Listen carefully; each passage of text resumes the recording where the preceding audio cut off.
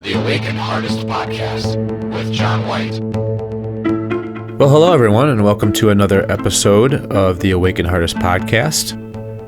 Thanks to those of you who are tuning in for another episode, and also would like to welcome any of you who are new listeners. I appreciate all of you tuning back in or tuning in for the first time. Today's episode is going to be a little on the heavier side. As I touched on in the first episode, the episodes will vary. Formats, topics, tones, all will change with different combinations as time goes on. Some a little more on the lighthearted and some a little more on the heavier side. And this is one of those that happen to be a little more on the heavier side. It's a topic, better yet, it's more of part of my story. A very important part of my story, and I guess that's why I wanted to do this as a very early episode. There's a couple of events in my life up to this point that I could say changed my life. Completely changed my life. One of those situations being the birth of both of my boys. Two of the greatest moments of my life, for sure. And it's quite obvious how that has changed my life. There's been a couple other events, I won't call them situations, I'll call them events that have happened that have gratefully impacted my life. And they both have to deal with death, losing people very close to me. I've had quite a bit of death in my life. I've lost over 20 people in my life that I'm very close to at some point in time. And those of you who have dealt with the loss of someone, you know what that does to you, what that can do to a person. It can change the way we think, how we feel, just our overall perspective. And we're never the same ever again. And I've tried to, having dealt with so much of it throughout my life, kind of been forced in a way to try to find some kind of positive out of it. And that positive for me has been just an appreciation for those that I still have, more importantly, and just living in the moment and realizing that life is pretty short. And that kind of leads into this episode. The second most impactful moment of my life, the loss of my mom. In 2018, my mom unexpectedly passed away at the young age of 57. Where do I start? My mom was born on June 9th, 1961. In Toledo, Ohio, and grew up, raised Catholic. She had 4 sisters. My grandparents had all girls, and she had me when she was 19 years old. I was the first of her 5 children. A year after I was born, my grandfather, her dad, passed away from cancer. He was, I believe, 55 years old. And this was largely devastating to my mom. This would be something that she would never be able to overcome in her life, that led to a lot of problems for her. It hurt her badly, and it was something that I was reminded of my entire childhood, and very much understanding of that. I could never imagine losing a parent losing my parents almost being 40 years old was devastating enough. I couldn't imagine losing a parent at 19.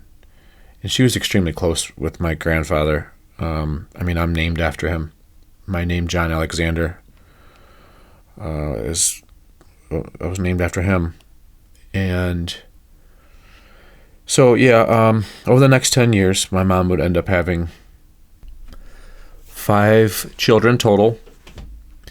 I was born in 1980. My sister Amanda was born in 82, Stephanie in 83, my brother Zach in 88, and my sister Jessica in 1990. And our childhood at that point in time, I mean, we were poor as fuck, pretty much. We're the welfare kids that grew up in the low-income housing. It was tough, but my imagination as a kid, I got away all the time from the chaos that was going on in my house. My dad wasn't around much as a kid. He would be in and out, but that's a story for another time. At this point in time, it's 1990. My aunt had been living with us, my mom's aunt, my grandmother's sister, and she had got sick, and my mom was helping take care of her, and she ended up passing away from cancer. And then 2 years after that, in 1992, there's just a stretch between my mom was the age of 29 all the way until she was 36, and she had lost her aunt, 2 cousins, and her mom. In 92, on Christmas Eve, we lost my grandma, my mom's mom, and that was difficult. I mean, it was extremely difficult for me personally, just because I was becoming a teenager at that point, and there was just for numerous reasons. My grandma was our stability, really, at that point in time. So that crushed my mom, and over the next couple of years, she'd lose 2 of her cousins that she was very close with. One of them, he was my godfather, and he was only 29.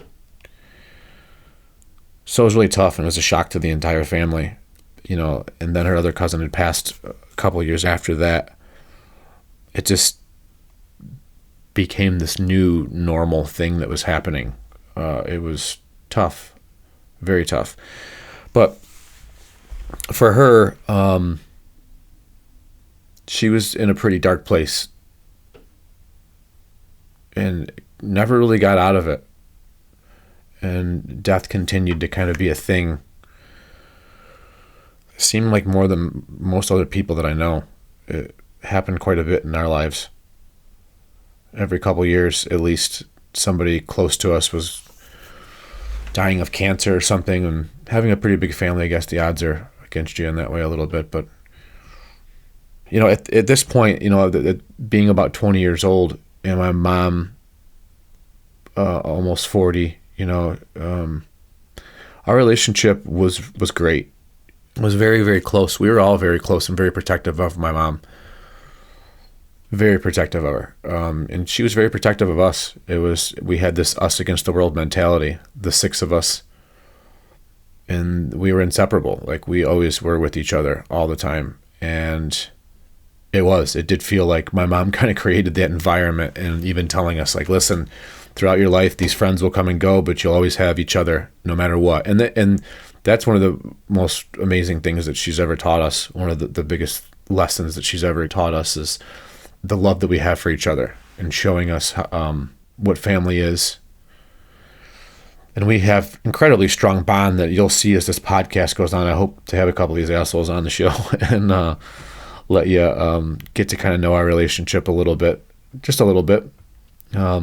See kind of how ridiculous we can be at the same time, with so many crazy things that have happened in our life. We're pretty lighthearted about the whole thing, and to a sense, to a degree, each one of us are very different from each other. So it's kind of like Voltron for those of you that are my age.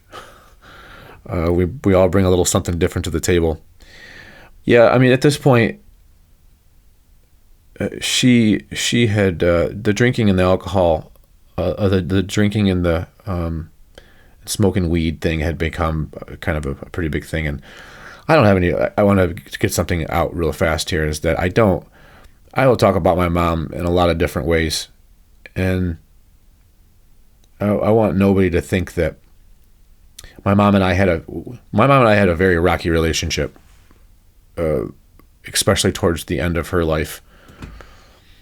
I didn't see eye to eye with her, more or less. She was up my ass as much as she possibly could be, and there'd be times where I just didn't want to talk to her. I just didn't like the way that she had chose to live her life, and it was pretty unfair, and that's a topic for a different time. But our relationship had grew pretty far apart when I had kids. My mom was very much a part of their lives, very much. She was she had 10 grandkids. She was their Busha. She was very extremely close with all of them, but my relationship, it kind of fell apart with her, just because, again, like I said, I didn't agree with her choices in life. I guess I selfishly wanted her to be what I needed her to be, what I always wanted her to be. And with our relationship, if you've read the blog, you kind of get a little bit of an idea. And as this podcast goes on, you'll be able to understand a little more in depth of that crazy up and down situation over all the years. But I still, to this day, I always will protect my mom. I used to be kind of blindly defending her at all times when I was younger. And I got to a point where I just was very irritated with, like I said, her not being who I wanted her to be or needed her to be. And that became a big problem for me later on in life, something that I've been working on fixing for the past couple years, and especially within the past year. It's made my relationships very complicated.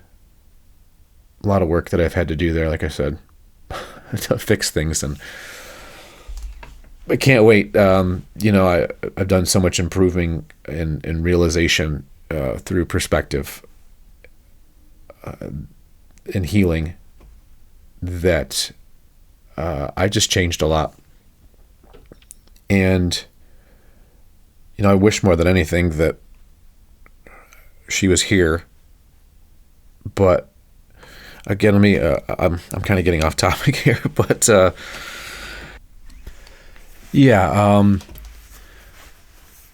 fast forward to 2018, beginning of June, and I don't know if I have this all exactly right. I have quite a bit of it down in my journal. Yeah, so it's the beginning of June. My mom was living in North Carolina at the time, and my mom had bounced back and forth to North Carolina quite a bit. When we were kids, one of the times we had become homeless, we ended up in North Carolina with my aunt, my mom's sister. We were only there a couple months, and ever since then, my mom had bounced back and forth from there, living there for months at a time, working, getting her own place, staying with my aunt. It seemed like every other year she was back there, or every couple years, back and forth from there. 2018, she the beginning of June, she came back to visit because my niece, her oldest grandchild, was graduating from high school. So she came here for that. Then this is tough. I'm just going to push through this here. This is difficult memories. The first time I'd saw her in quite a while, and we hadn't get along very much, and she just had a very pessimistic outlook on life, where just because of all the things, she had a little bit of a victim mentality towards things, and all these things are understandable from her circumstances, but I just kind of view things in a different way, and have a little while even before she had passed. I kind of started this journey that I'm on, and learning about how to change from being such a pessimist that we all were and turn it into being more of an optimist and having more of a positive outlook. And that changed my life greatly. And I wanted her to do the same thing. She was, so miserable and unhealthy. And yeah, so I went over to my sister's to pick her up. My brother and I and my mom, we were going to the graduation, and instantly she got in the car and she was bitching about something, and I laid into her and just yelled at her, and it's tough to think about now. But yeah, we fought. I yelled at her the whole entire lecturing her the entire ride, and we were just doing the same shit, same thing over and over again that always seemed to come up. Her being mad at somebody else and blah, blah, blah, blah. Anyways, we came back from the ceremony and dropped her off. Didn't really speak. My mom had this way of doing this thing, though, where she forgave us so fast, so quickly. It's hard to think about now, because I do miss that. She was one of the most forgiving people when it came to us, at least. I don't know if the same for anybody else, but when it came to her kids or even her grandchildren, I don't know that they ever did anything that ever hurt her. But like, as far as forgiving us, she was pretty forgiving. A lot more maybe even me and my brother than my sisters. My sisters probably would say different a little bit. We're talking about perspective here. This is coming from me. So she was very forgiving towards my brother and I very quickly at times, and it would almost be like a light switch. And other times, she would kind of carry it a little bit. But this particular day, it was like, hey, I want you guys to come over. She had some money that she wanted to buy us dinner and cook us dinner. And she, so we came back over. I brought some Bloody Marys and some drinks, and we ended up having a great night. And trying not to, this is very difficult to even think about, and I'm trying to push through this because it makes me extremely emotional, obviously. But I don't want to sound insensitive by just pushing through it, but it's difficult. We ended up having a very, very good night. We sat around and laughed. I still have a video, and her laugh is, it's unique. So it's nice to every once in a while to listen to that. But,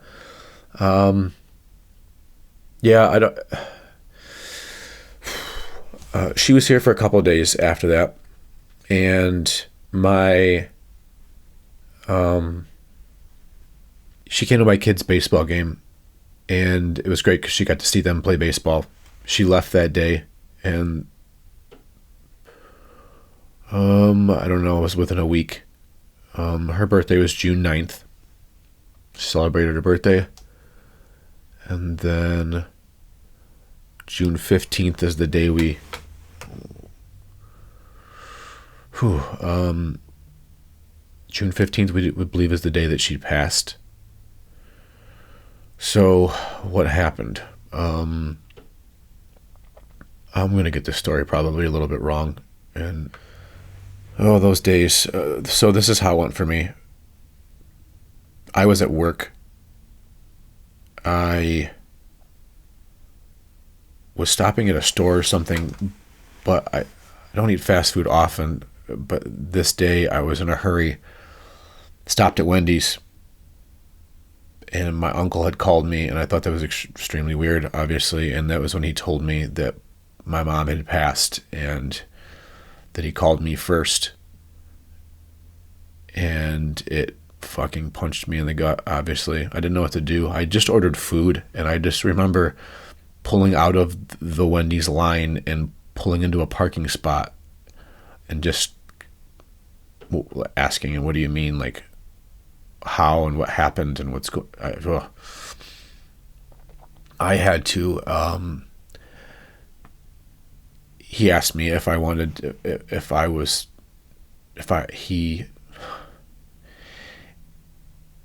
needed him to call my siblings, or at least call some of them, anybody, to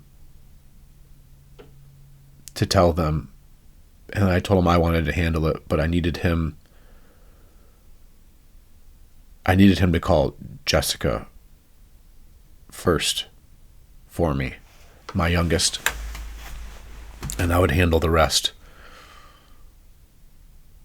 I don't even... So I called... I don't even know how I drove. I had like a half an hour drive home, and I just wanted to get home. I went over from the Wendy's parking lot and parked in the back of a McDonald's parking lot somehow, and sat there and cried for I don't even know how long I was there. But I needed to get home, and I needed to get to my siblings. My kids were on vacation. They weren't home at the time. And I don't know. I don't even know how I drove. Like I said, I ended up talking to my brother. I just told Jessica I'll meet her at my house. We'll meet there. She called my sister Mandy. We eventually, at some point in time, got a hold of my sister Stephanie, who lives out of state. But I had called Zach, and my brother Zach was working with my niece Hannah, who had just graduated, my mom's oldest grandchild, like I said. So they all just met me here at my house. And we cried and we fucking drank. And it was a mess. We didn't know what happened. We ended up finding out that my aunt, I believe, hadn't heard from my mom for a good day or something like that. And they were supposed to go shopping that morning. And my aunt had somehow got into my mom's apartment and found her by herself in her lazy boy chair. Yeah, she had apparently had a heart attack, and yeah, they say it went pretty fast, or they assume that it was quick.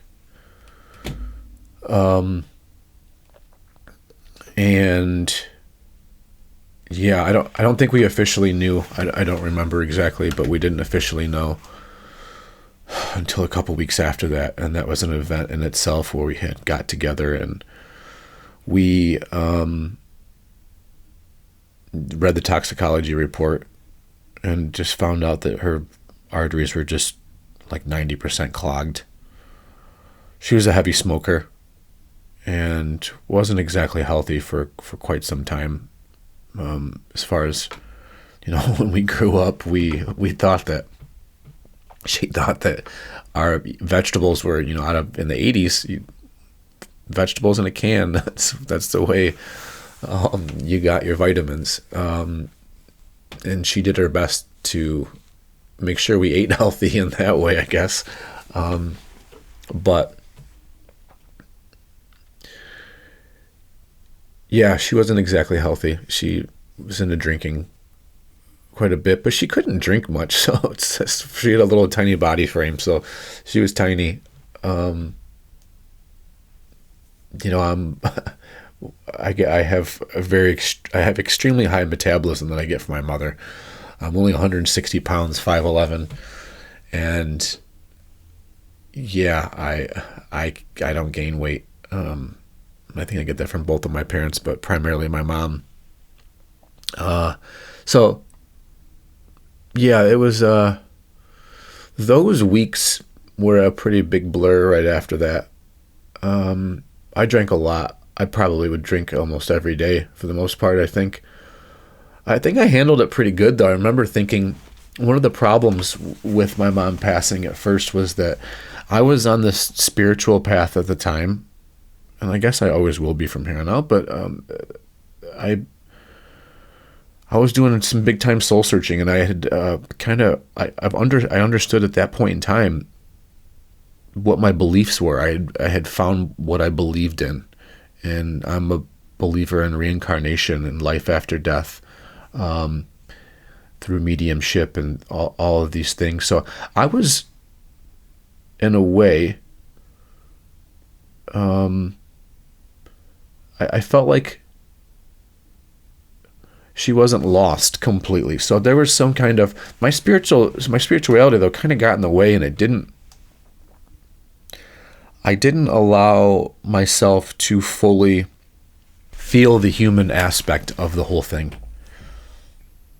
I kept on trying to tell myself, thinking about my beliefs, that everything was okay in some way. And I was kind of bypassing the pain of losing her. And I thought it was a healthy way of doing things, but now I realize that it wasn't exactly that. You got to feel that shit. You got to really go through that process, that grieving process that takes place. And it is the fucking worst, but you got to do it. And if you don't do it, it becomes a problem. It became a problem for my mom for all of her life. It became a factor in how she died. Eventually, all of the stress that she lived with, all the pain in her heart, literally. But yeah, it was very difficult. Obviously, still. Shit, at the day we found out, I ended up going back. I went to work the next day. It's up till like 2-3 o'clock in the morning. We were all drinking. I had stopped drinking, thinking that I could handle it. Trying to be, I guess, trying to be strong in some way for everybody, but probably just for myself. Fuck. It was, at the time I wasn't in a relationship, so my brother and I were single. My sisters had their husbands, luckily. My sister Stephanie, I believe she was single at the time too, but she wasn't here. And she would fly in shortly thereafter. She was out in, I don't know if she was in Alaska or she was in Washington at the time, but she would fly out as soon as possible. I mean, she found out, I'm pretty sure she just booked a flight that night and got here pretty quickly. But I mean, this is the first time for us that we had to plan a funeral. We'd been to so many of them that it was just a crazy process. I mean, we would get together though, and we would drink and we would cry and we'd cry some more. I mean, all together, all the time. We were all just together as much as possible, and we were crying and laughing and crying and crying and laughing. That's all we did at the time. It was our way of coping, and we did a pretty good job of it. We had a funeral, which was just basically a wake that we invited a bunch of people, and so many people showed up. It was pretty awesome. That was probably one of the most difficult days of my life there. I started drinking early that day though, so watching her grandkids get up there and speak at the podium. You know, when my grandma died when I was 12, I went up and spoke at her funeral, and to watch my nieces and nephews and then my son Jackson get up there, and at the time he was 8 or 9, and fuck me, that crushes me. I think the entire time during the ceremony or whatever it was, I just sat there and cried. I feel like my siblings were just constantly rubbing my back. I couldn't even keep my head up. I was sobbing like loudly and like awkwardly. But yeah, that was tough. It's a tough day. I had a flask of Jameson in my pocket that I drank quite a bit that day. And then, I mean, after that, it just became something that, you have to deal with every day. And it is something to this day that I extremely struggle with. It seems like it definitely doesn't get any easier. I mean, it's just hard to explain. There's stretches where, I'm good, but I have been dealing with death, like I said, since pretty much the moment I was born. I didn't even know, the year after I was born, I didn't even know how much it was affecting me, even when I was a baby, with my grandfather's passing, and then losing my grandma, and then losing numerous friends in my 20s, watching my aunts and uncles, or my uncles pass away, numerous uncles and grandparents, and like I said, friends. I lost quite a few friends in my 20s and 30s. That was difficult on its own, but I had become used to like the grieving process, I thought, at least, but this was obviously something completely different. At the time, I was only 38, and it was going forward now and looking back on it, being 42. So it was about 4 years ago. It'll be 4 years this June. I still weekly, it's almost like I have to at least once a week get out a really good, intense cry and really think about her. Because if I don't, it turns into something else. It turns into some kind of anger. I start to be easily agitated and a little more likely to be mean and short with people. My temper starts to come out. I just turn into a dick. And I know when I was growing up watching my mom and how she dealt with the loss of her dad, and then my teenage years, how she had to deal with the loss of both of her parents. Not that anything that she ever did was wrong in that. I mean, it is what it is. It sucks. The circumstances that happened, having a parent lose both of their parents so young and watching them spiral, and how that affects you. I'm not trying to say how she handled all of it is right or wrong. It doesn't matter. But I'm just speaking on how it affected me.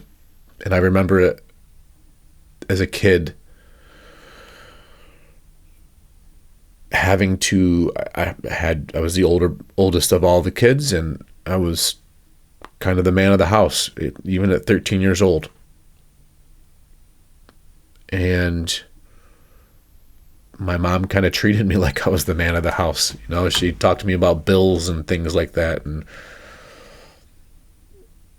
stuff that kids shouldn't have to deal with or think about.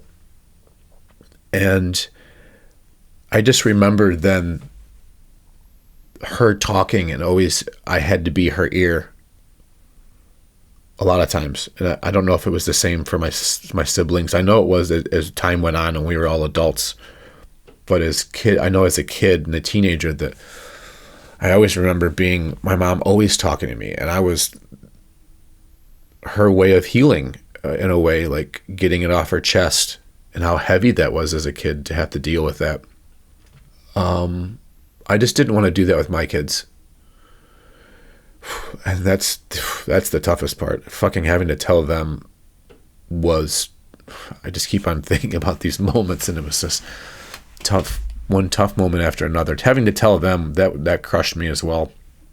I don't even like to think about that, because my weakest point where I lose all emotional control is when I think about them. And every once in a while we have to have conversations because something gets brought up, and I am not afraid to show emotion in front of my boys at all. I don't, if, I explained to them, Dad's had a lot of tough things that have happened in his life, and I don't have any problem with showing that I'm an emotional man, and that's okay. And then I want to set that example for them at the same time. And it's tough though, because I do have, growing up, this tough exterior that I had to build, and I have had to soften that, and it's awkward for me at times to do that, but I fight through it, and I know that I'll feel better when I do it. So conversations kind of get brought up. Things will get brought up about my mom when it comes to the boys, and they want to ask questions, and I can always in the back of my mind hear my mom, please don't let them ever forget me.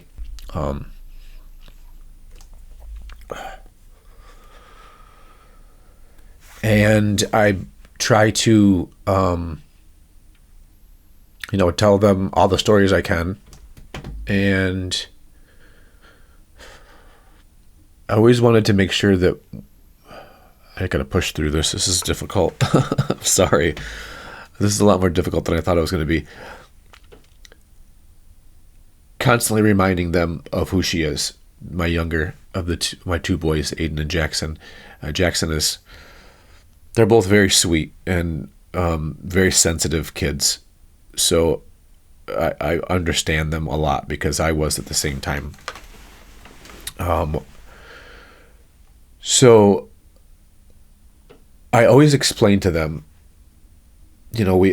for one, Jackson, let me get back to Jackson here. Jackson, he likes to do little things, like the other day I was explaining to them about baseball. The baseball is a superstitious sport, and when you go on a little bit of a hitting streak, or you have a good game, you want to, whatever it is you did before that game, try to do the same thing again. And Aiden had gotten his ranch sunflower seeds that he likes, and I'm like, cool, you always got to make sure you have your ranch sunflower seeds before each game now.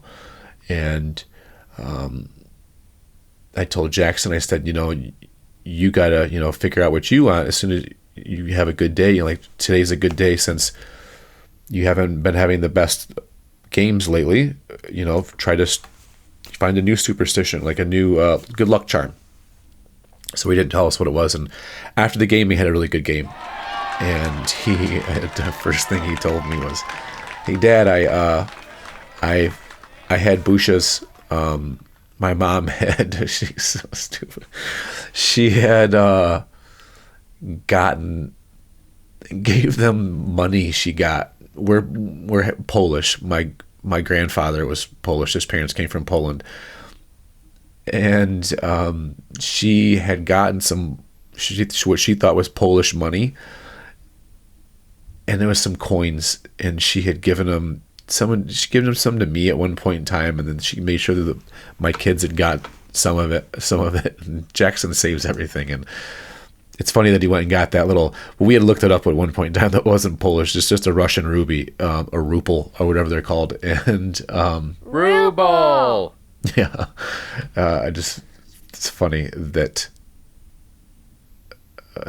something that she didn't know what the hell it was, but it was cool enough, and I can hear her laughing about it now. But it was cool enough for him to remember that and put it in his pocket, and he had a good game, and now that's his good luck charm. So that's exciting. Hopefully he doesn't end up losing it, because he loses everything.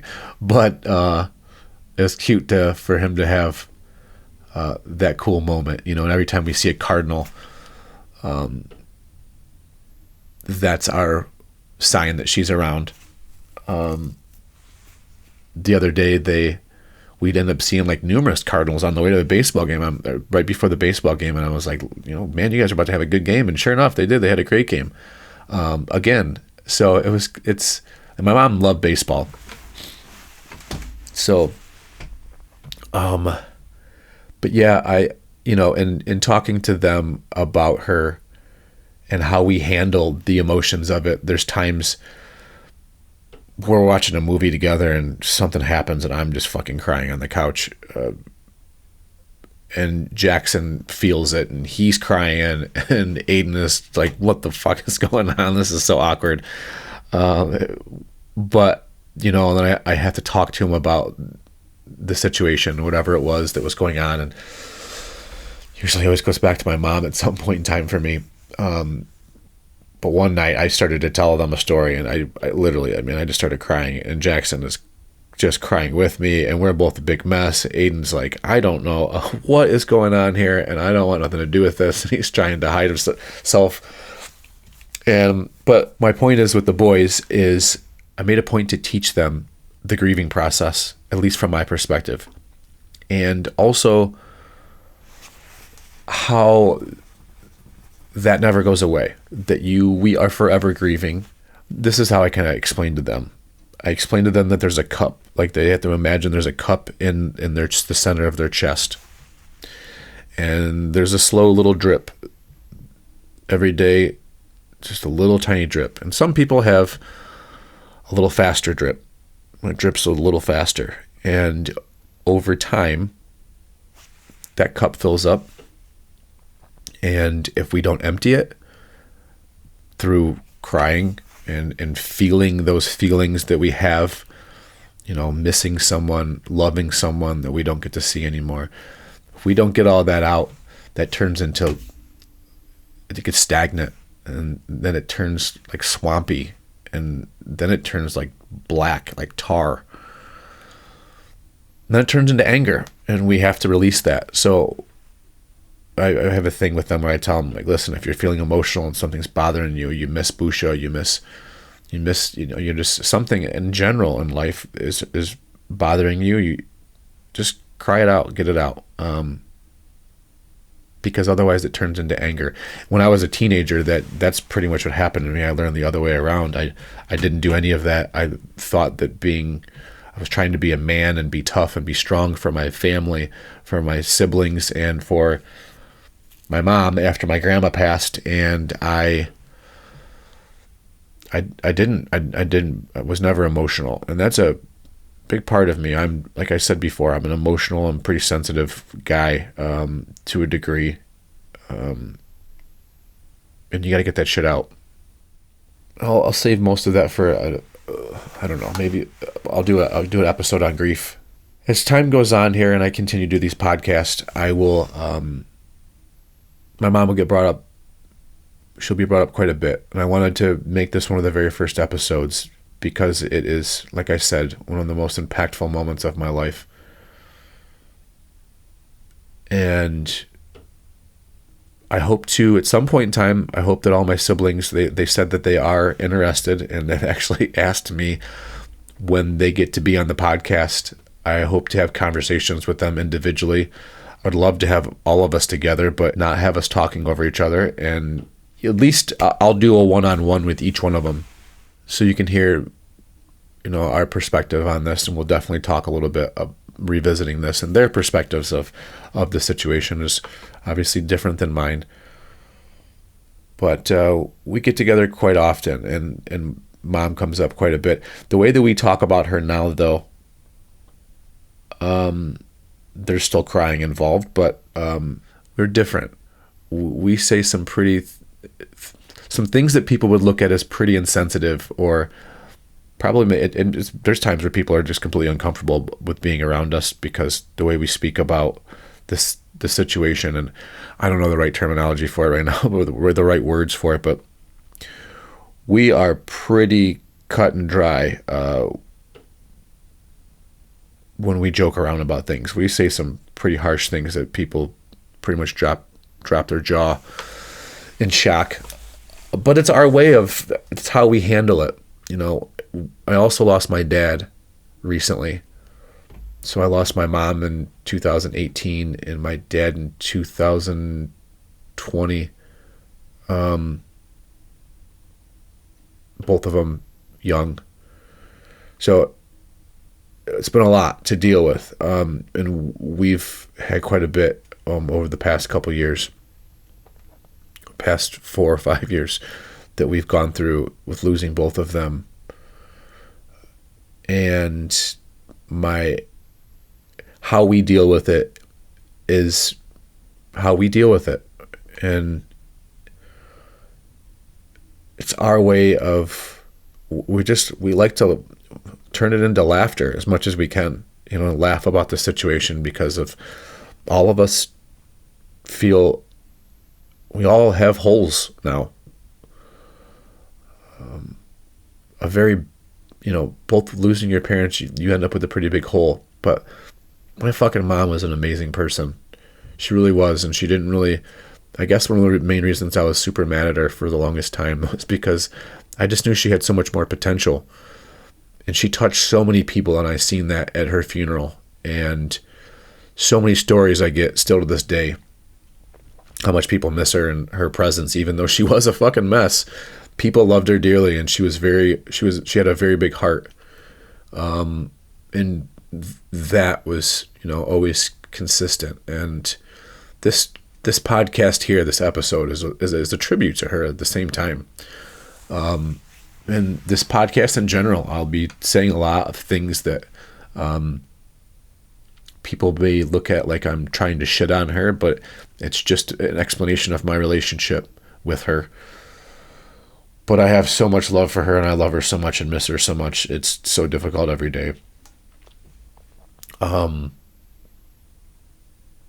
Yeah, I know that I always know she's around. I can tell when she's around, and I know she's with me now, which makes it even harder. But yeah, I think this is where I'll end it.